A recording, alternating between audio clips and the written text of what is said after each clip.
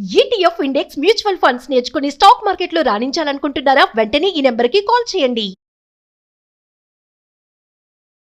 నమస్తే. ప్రస్తుతం మనతో పాటు స్టూడియోలో ప్రముఖ ఆధ్యాత్మికవేత్త అనంతరామ శర్మ గురువు గారు ఉన్నారు. వీరితో ఈరోజు కొన్ని విషయాల గురించి మనం చర్చిద్దాం. గురుగారు నమస్కారం. నమస్కారం అమ్మా, నరసింహాత్మ. గురుగారు, మనకి కార్తీక మాసంలో భగిని హస్త భోజనం అని పెట్టుకుంటూ ఉంటాం. అంటే అక్క చెల్లెలు కానీ తమ్ముళ్ళకి అన్నలకి పెట్టుకుంటూ ఉంటారు. ఇంటికి పిలిచి భోజనాలు పెడుతూ ఉంటారు. అసలు ఎందుకు అలా చేస్తారు? ఎందుకు చెయ్యాలి? అసలు దీనికి ఉన్న ప్రాధాన్యత ఏంటండి? భగిని హస్త భోజనము. భగిని అంటే సోదరి. సోదరి చేతి వంట తినాలి సోదరుడు.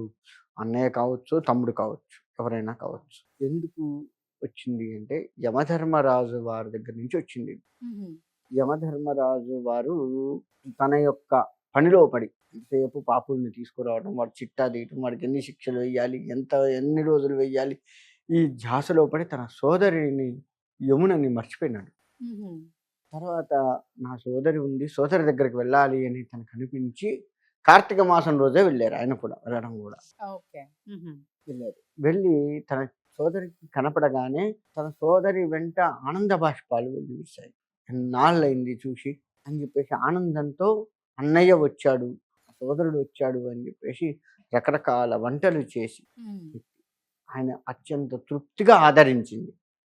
దానికి బదులుగా ఆయన ఏం చేశాడంటే తన సోదరి కదా, ఆడపిల్ల లక్ష్మీప్రదం కదా, తనకి ఇవ్వవలసిన చీర అవి వారి సాంప్రదాయాల ప్రకారం ఇచ్చుకున్నారు.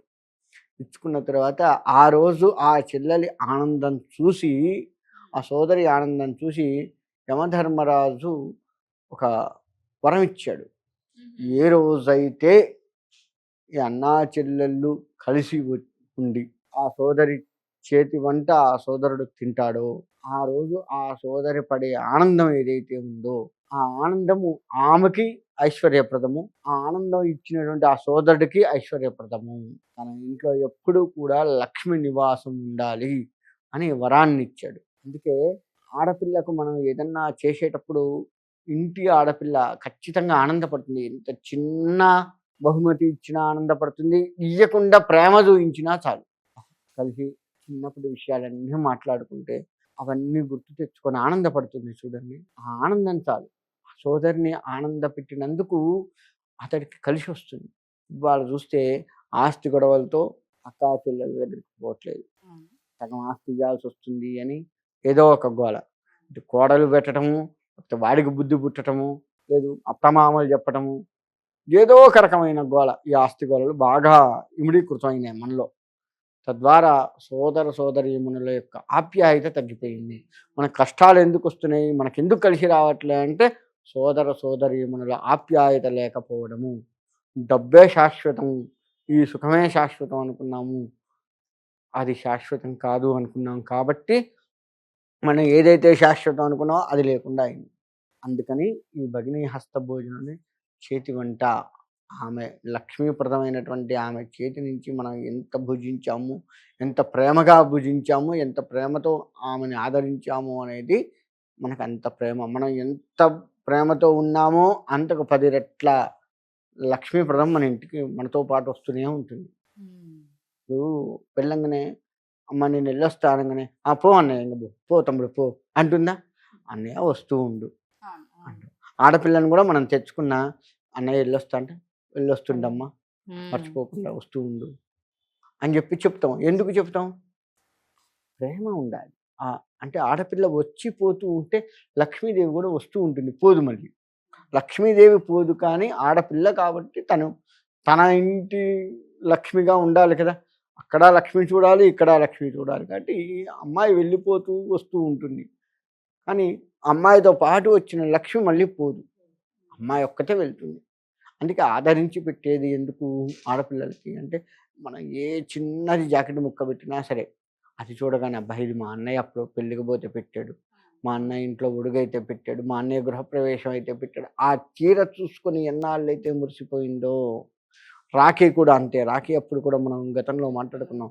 ఆడపిల్ల ఎంతైతే మురిసిపోయిందో తను పెట్టిన వస్తువుని చూసి, అన్నాళ్ళ పాటు నీకు ఆ లక్ష్మీప్రదం కలిసి ఉంటుంది. మా అన్నయ్య ఎప్పుడో పిలిచాడు, ఇంతవరకు పిలవలే, ఒక్క క్షణం బాధపడ్డదా ఆగిపోతుంది. మా అన్నయ్య ఎప్పుడో పెట్టాడు చీర, ఆగిపోతుంది.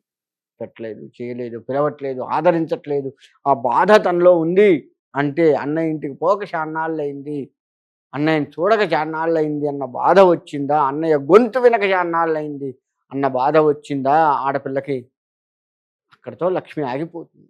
అన్నయ్యే కాదు, అక్క చెల్లెలు ఎవరైనా, అక్క చెల్లెలనే లెక్క వేసుకోవద్దు, అక్కయినా సరే ఆ బాధ ఆ ఆడపిల్లకు కలిగిందా, మనస్సులో రవ్వంత వచ్చినా సరే ఆ మనస్సు చివిక్కన్నదంటే ఇక్కడ నీకు లక్ష్మి చివిక్కని వెళ్ళిపోతుంది.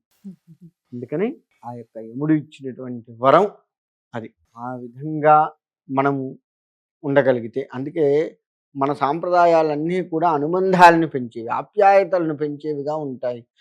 ఆ ఆప్యాయత అనుబంధాలే లక్ష్మీ ప్రదానికి కూడా దారితీస్తాయి. అదే ఈ భగిని హస్త భోజనం. ముఖ్యంగా సోదర సోదరీమణులు, అన్నా చెల్లెళ్ళు, అక్కా తమ్ముళ్ళు వీళ్ళ మధ్య బాంధవ్యాన్ని పెంచుతూ ఇరువురికి కూడా అమ్మవారి అనుగ్రహం కలిగి సుఖంగా ఉండాలి అని యమధర్మరాజు ఇచ్చినటువంటి వరం. కాబట్టి కార్తీక మాసం అంటేనే శివుడు కేశవుడు కలిపి లక్ష్మీప్రదంగా ఉంచేది మాసం. అందుకే దీనికి ఇంత ప్రాముఖ్యతలు ఈ మాసానికి ఉన్నాయంటే అదే కారణం. ధన్యవాదాలు. మంచిదమ్మా, విష్ణుహార్పణ.